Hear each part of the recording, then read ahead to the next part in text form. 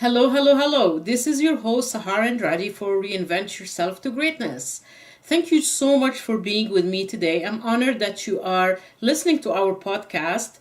As we discussed in the last few weeks, what is the Reinvent Yourself process and what is reinvent? What does it mean? Why should we care? How to do it? And today I'm going to be discussing an important subject with you. As we discussed, reinventing yourself is basically getting out of your comfort zone, defying status quo, and pushing forward no matter how much fear you have.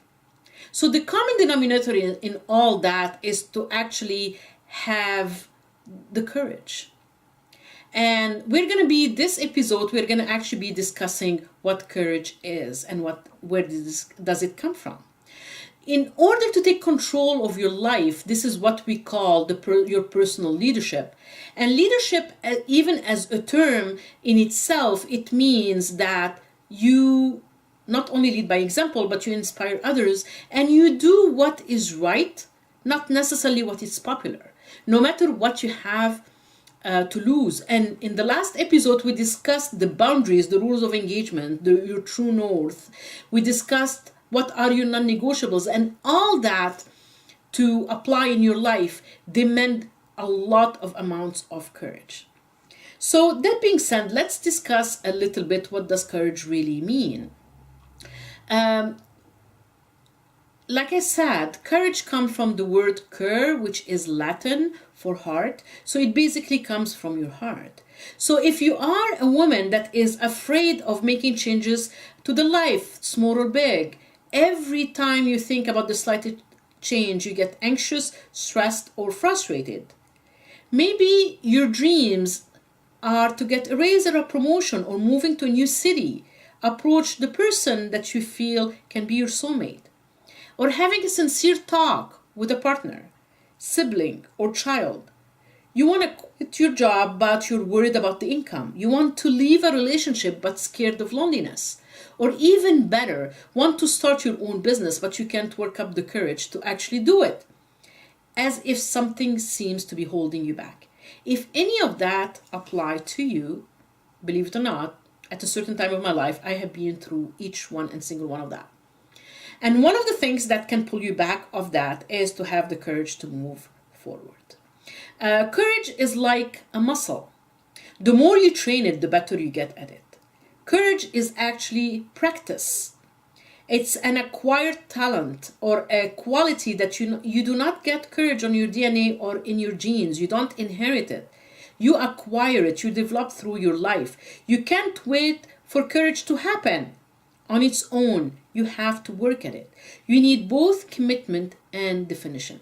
And motivation. The pure definition of courage is, okay, let me ask you this first, because I care about what you think and what you want to know. Let me ask you first, I want you to write down what is your own definition of courage. What does courage means to you? And only you, not what it means to the whole wide world or what you think it means. Remember, we are going on a self-growth, self-development, self-help journey. So everything is about you and concentrating on you. What is your own definition of courage and what does it mean to you? Is it standing up for what you believe in, no matter what the cost is?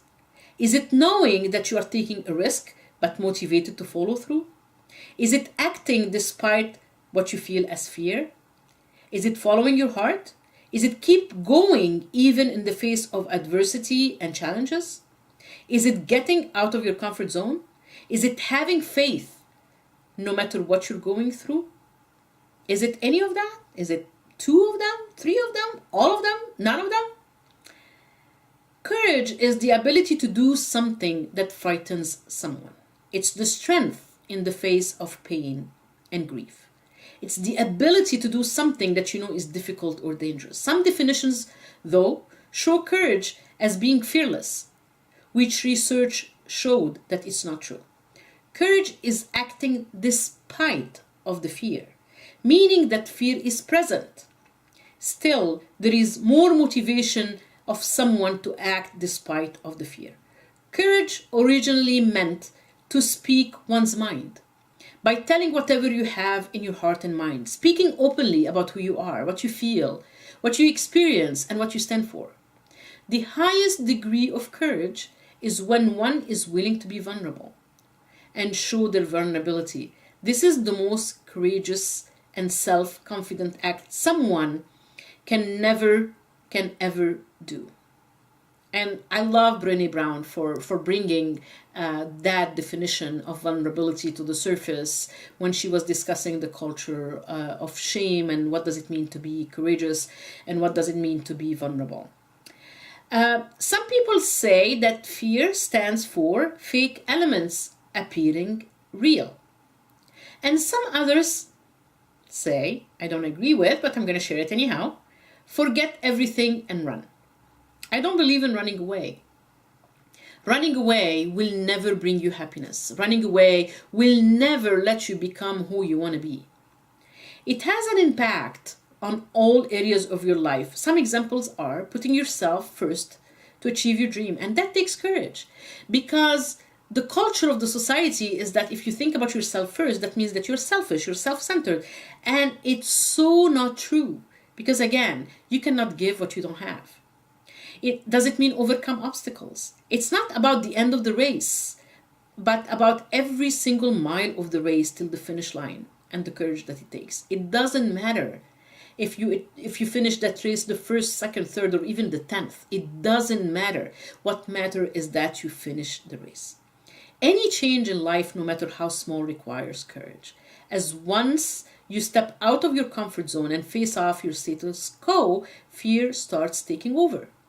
This is a natural defense mechanism organized by your brain, especially a part in the brain called amygdala, where the responses to the change or stimulus is fight or flight. But I have another F beside the fight and flight, is fly. So you can actually take that fear and make it the wind behind your wings to fly. Fear requires courage to fight it so you can become the person you want to be. Running away is always easier than facing challenges, but it's detrimental on the long run. Courage is the ability to face your own mistakes and deal with them. It is starting a project or something that you know there is always a chance to fall, though you do it because it will give you the rewarding life you always wanted. I had to learn that the hard way. So is courage bravery for you? Is it being fearless? Is it being assured? Is it being gutsy? It might be all of that or none of that.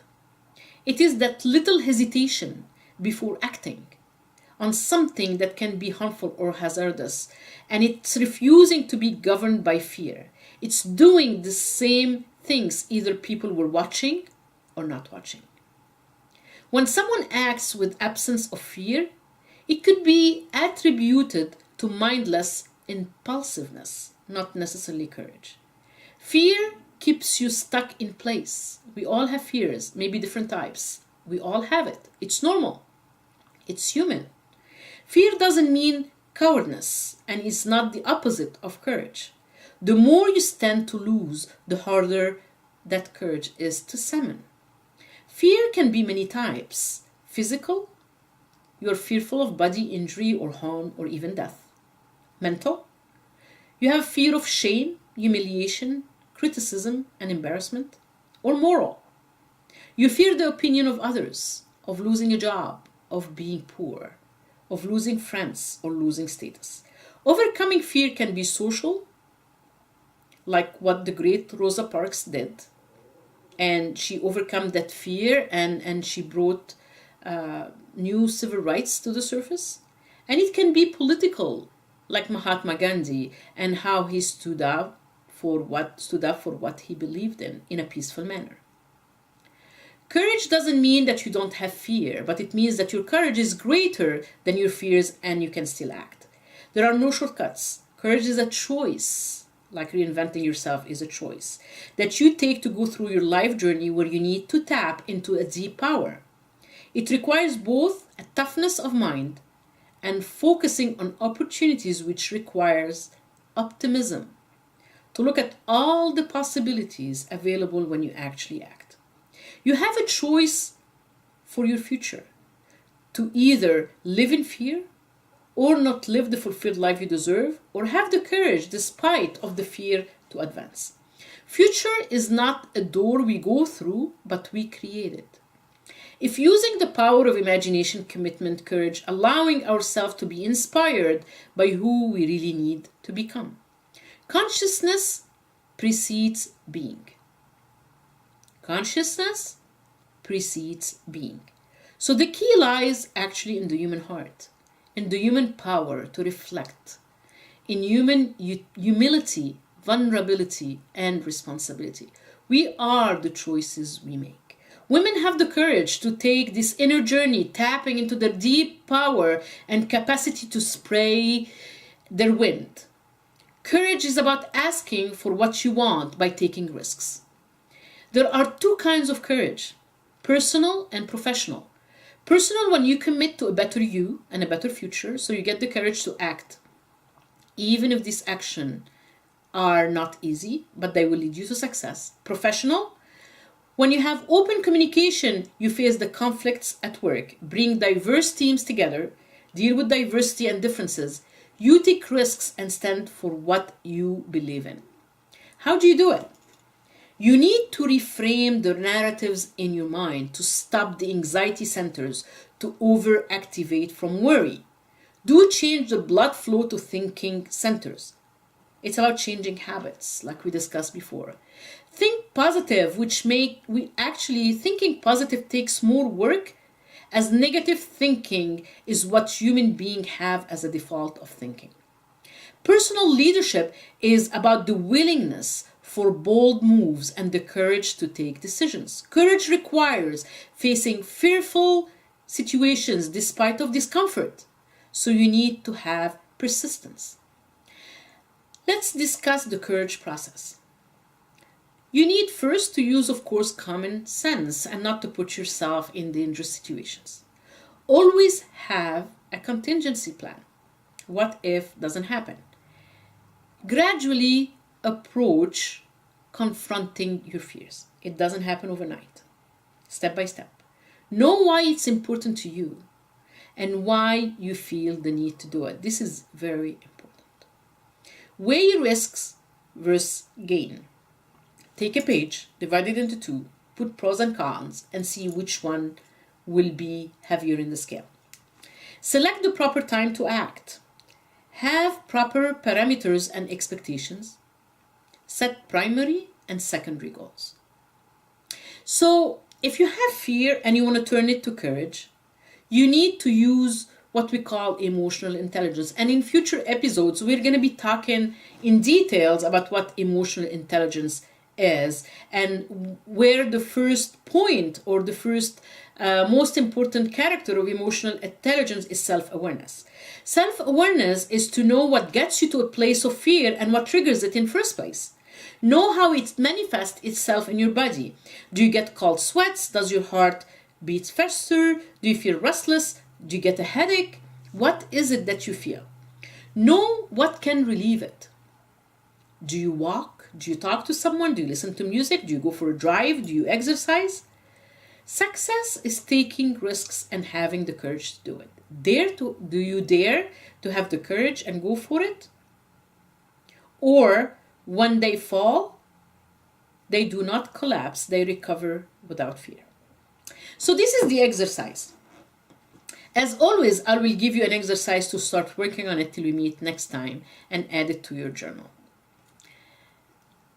What does courage means to you? What is your definition of courage? I want you to think about one situation in your life that it took a lot of courage for you to overcome it, and you did. And I want you also to think about a situation that you needed courage, but you could not summon it on time, and you didn't do it. And what were the results? If you finish your homework before next week and send it to me to info@reinventyourselftogreatness.com, I will give you 20 minutes coaching session for free to discuss the results with you, to put you on the beginning of the road. I promise you that. Thank you so much for being here. Thank you for hanging out with me. And I love being here. I love talking to you. This is Sahar Andrade. I'm your host for Reinvent Yourself for Greatness. Till we meet next week, Wednesday at 5 p.m. Pacific time. Over and out. Bye.